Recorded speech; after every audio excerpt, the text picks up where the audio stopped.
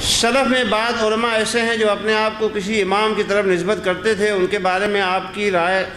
کیا رائے ہے؟ قرآن و حدیث کی روشنی میں جواب دی جائے۔ دیکھیے، پہلے زمانے میں یعنی صحابہ کے زمانے میں یہ طریقہ نہیں تھا کہ لوگ اپنے آپ کو شخصیتوں کی طرف منسوب کریں، کہ کوئی آدمی بکری ہو یا عمری ہو یا عثمانی ہو یا علوی ہو۔ لیکن بعد کے زمانے میں چونکہ بدعتوں نے سر اٹھایا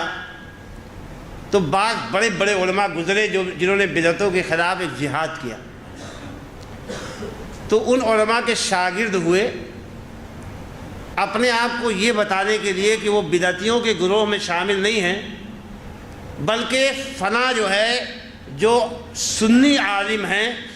ان کے ساتھ ان کا تعلق ہے، انہوں نے اپنے آپ کو ان کی طرف منسوب کرنا شروع کر دیا۔ یا بسا اوقات شاگردوں نے اپنے آپ کو اپنے استاد کی طرف منسوب کرنا شروع کر دیا تاکہ لوگ جان جائیں کہ یہ فلاں کے شاگرد ہیں۔ تو اس طرح کی نسبتیں ابتدائی دور میں ہوتی تھی اور ان نسبتوں میں کوئی تعصب نہیں ہوتا تھا۔ جیسے مثال کے طور پر میں آپ کو بتاؤں کہ امام ابو یوسف ہیں، یہ کس کے شاگرد ہیں؟ امام ابو حنیفہ رحمۃ اللہ علیہ۔ امام ابو حنیفہ رحمۃ اللہ علیہ کے ہاں ایک مسئلہ تھا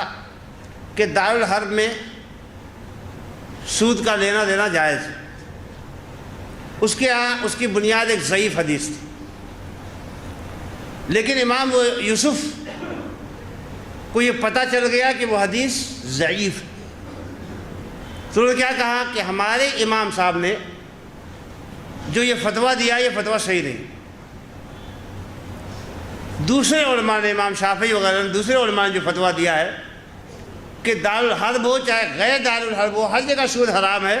تو وہ فتویٰ صحیح ہے، لیکن ہمارے امام کو دھوکہ جو ہے کیسے لگا؟ وہ اس کی وجہ سے لگا۔ اب دیکھا کہ امام ابو حنیفہ کے شاگرد ہیں لیکن اپنے استاد کی بات کو رد کر دیا انہوں نے۔ اسی طریقے سے امام محمد ہیں جو امام ابو حنیفہ رحمۃ اللہ علیہ کے شاگرد ہیں، وہ کہتے ہیں کہ امام ابو حنیفہ رحمۃ اللہ علیہ کے ہاں صلاۃ الاستسقاء نہیں ہے، بارش طلب کرنے کے لیے جو نماز پڑھی جاتی ہے، کہا کہ وہ نہیں ہے، لیکن میرے نزدیک صلاۃ الاستسقاء پڑھنا سنت ہے کیونکہ مجھے حدیث مل گئی اور امام صاحب کو حدیث نہیں ملی تھی۔ تو اگر اس طرح کی کوئی نسبت ہے ایسے لوگوں کی جو بغیر تعصب کی ہوئے نسبت کرتے ہیں تو اس میں کوئی حرج کی بات نہیں، لیکن اگر کسی نسبت میں تعصب پیدا ہو جائے اور نسبت کرنے کا مطلب یہ ہو جائے کہ جیسے ایک کتاب ترمذی چھپی ہے،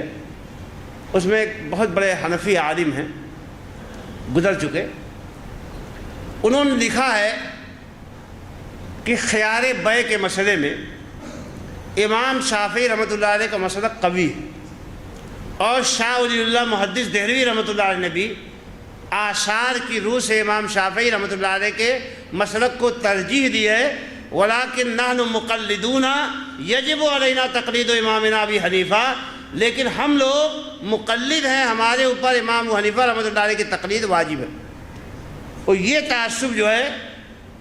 اگر اس تعصب کے ساتھ نسبت کی جائے تو یہ اسلام میں جائز ہے۔ اللہ تعالیٰ، اللہ کے نبی صلی اللہ علیہ وسلم نے اس سے روکا ہے، کسی بھی طرح کی تعصب سے، کہ جس میں آدمی حق کو چھوڑ کر محض نسبتوں کی بنیاد پہ مسئلے کو ترجیح دے، یہ چیز جو ہے ناجائز ہے۔